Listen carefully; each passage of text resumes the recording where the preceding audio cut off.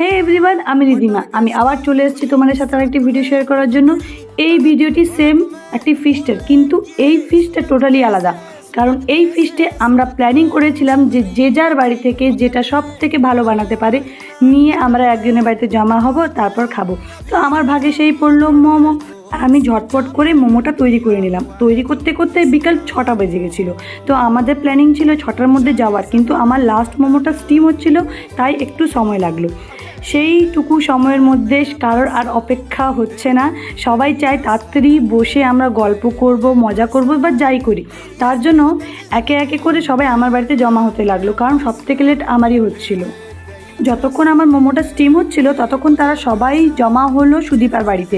কারণ হচ্ছে ওখানে একটু বেশি ওপেন জায়গা আছে, যেখানে বাচ্চারা ভালো মতন খেলতে পারবে বা আমরাও ভালো মতন করে বসতে পারবো।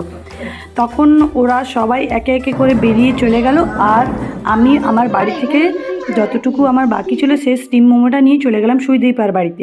সুদীপার বাড়িতে গিয়ে দেখি সবাই বসে আছে ভালো মতন করে, নিজের নিজের খাবার এক সাইডে রেখে, বাচ্চারাও মজা করছে। বাচ্চাদের সাথে ফিস্ট করা অনেক টফ, কিন্তু তাও আমরা চেষ্টা করেছি যতটা ভালোভাবে ফিস্টটাকে কমপ্লিট করা যায়। তো এই যে একটু নাটক মেরে আমি নিজেকে একটু দেখে নিলাম যে ঠিক লাগছে কি না, কারণ নিজেকে দেখাটা ইম্পর্টেন্ট। তারপর বাচ্চাদের ডান্স না হওয়া সেটার তো কোনো কথাই নেই। তারপরে সেই গান বাজলো, গান বেজে নিয়ে বাচ্চারা নিজের উদুম ডান্স। এই তো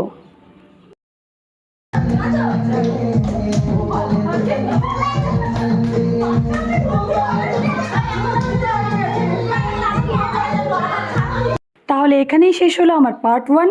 wait for a second part. ততক্ষণ পর্যন্ত স্টে টিউন।